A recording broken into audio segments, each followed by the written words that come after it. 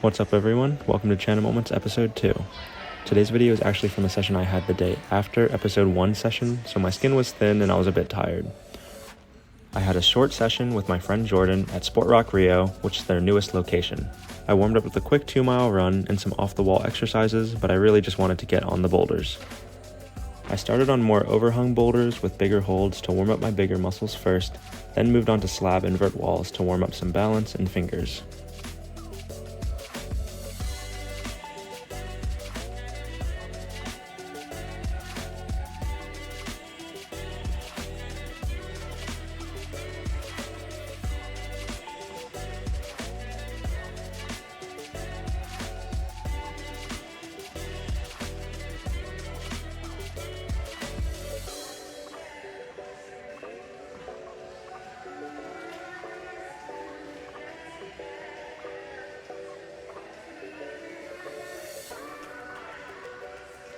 This black V6 to V8 was one of the first harder climbs I got on. The start was a bit funky since the start volume isn't great, but the feet are quite good. Once you rock over the feet, you can stand up to these gas stone crimps and work your feet up to the start hold.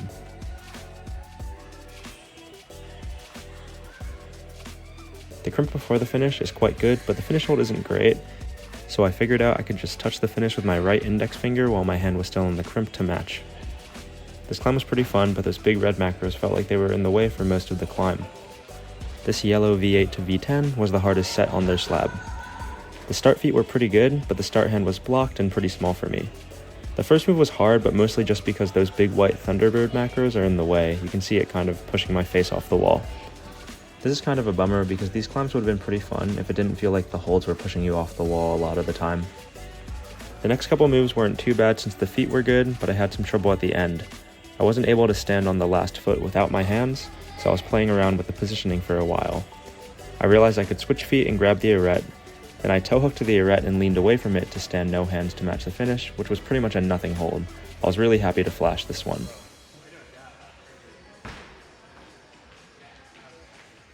This blue climb looked like a fun little coordination move, so I decided to hop on it and managed to flash it.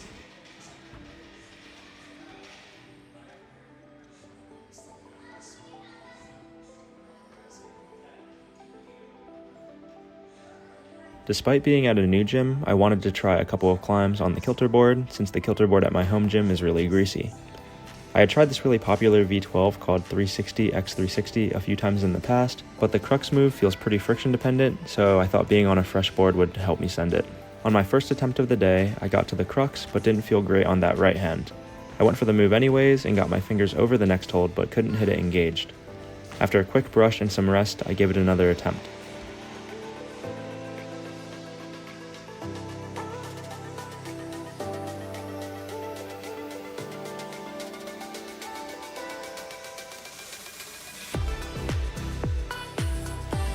I got the right hand for the crux move much better this time, and I managed to stick the move.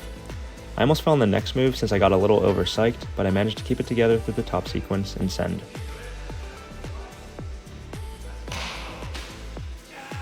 I hopped on another climb I wanted to try called Sky Replica, which is listed as a V11 at 50 degrees.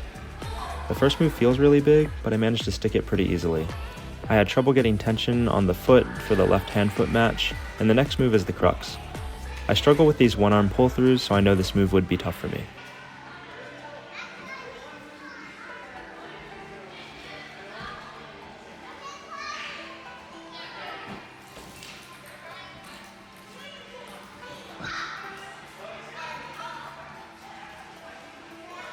After a couple of tries, I managed to send it, so I was pretty happy with how the session was unfolding. We didn't have a lot of time, so I decided I should probably get on some more of the gym boulders before we had to leave. So I tried the rest of the red dot climbs in this area of the gym. This black boulder looked pretty tough for me since most of the holds are pretty small. I was a bit worried about this left heel hook since I'm not great at heel hooks, but I managed to keep good tension through it and get through the sequence.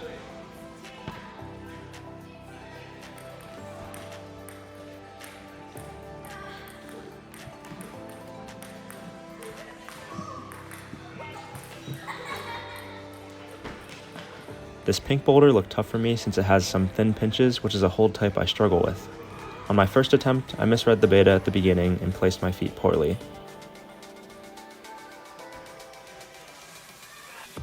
On my second attempt, I used these big footholds on a volume out to the right, which let me keep tension while pulling through to that right side pull on the next volume.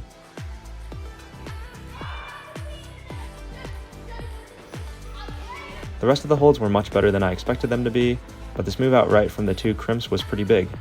I managed to stick it and take it to the top, so I was happy with a quick send of this one.